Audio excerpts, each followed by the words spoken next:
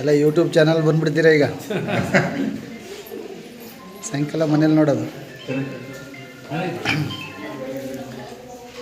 ಪ್ರಿಯ ವೀಕ್ಷಕರೇ, ಮೈಸೂರು ಜಿಲ್ಲೆ HD ಕೋಟೆ ತಾಲೂಕಿನ ಕ್ಯಾತನಹಳ್ಳಿಯಲ್ಲಿ ಶ್ರೀ ಅಂಬೇಡ್ಕರ್ ಅವರ ವಸತಿ ನಿಲಯ ಪ್ರಾರಂಭವಾಗಿದ್ದು ಕೇವಲ 6 ತಿಂಗಳಲ್ಲಿ ತನ್ನದೇ ಆದಂಥ ಒಂದು ಛಾಪನ್ನು ಮೂಡಿಸಿದೆ.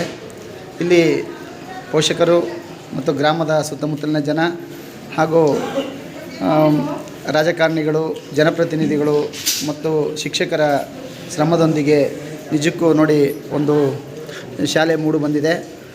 ಈ ಶಾಲೆಯಲ್ಲಿ ಈಗಾಗಲೇ 48 ವಿದ್ಯಾರ್ಥಿಗಳು ದಾಖಲಾತಿಯನ್ನು ಪಡೆದಿದ್ದು, ಮೊದಲ ಪೋಷಕರ ಸಭೆ ಏರ್ಪಡಿಸಲಾಗಿದ್ದು ಈ ಪೋಷಕರ ಸಭೆ ಭಾಳ ಯಶಸ್ವಿಯಾಗಿದೆ. ಜೊತೆಗೆ ನಂತರ ಮಕ್ಕಳಿಗೆ ಊಟವನ್ನು ಬಡಿಸ್ತಾ ಇದ್ದಾರೆ. ಸೊ ಇದು ಬಡವರ್ಗಕ್ಕೆ, ನಾಡಿನ ಜನತೆಗೆ ಮತ್ತು ವಿದ್ಯಾರ್ಥಿ ಮಿತ್ರರಿಗೆ ಒಂದು ಸದುಪಯೋಗವಾದಂಥ ಕೆಲಸ ಆಗಿದೆ. ಹಾಗಾಗಿ ಈ ಶಾಲೆ ಉತ್ತುಂಗ ಸ್ಥಿತಿಯನ್ನು ಏರಿ ಮುಂದೆ ಒಂದು ದೊಡ್ಡ ಸಂಸ್ಥೆಯಾಗಿ ಹೆಮ್ಮರವಾಗಿ ಬೆಳೆಯಲಿ ಅಂತೇಳಿ ನಾನಾದರೂ ಆಶಿಸ್ತೇನೆ.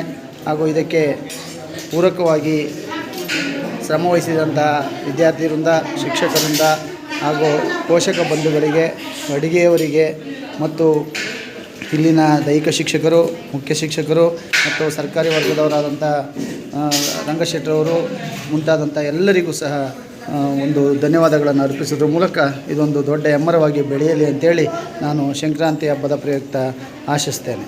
ಧನ್ಯವಾದಗಳು.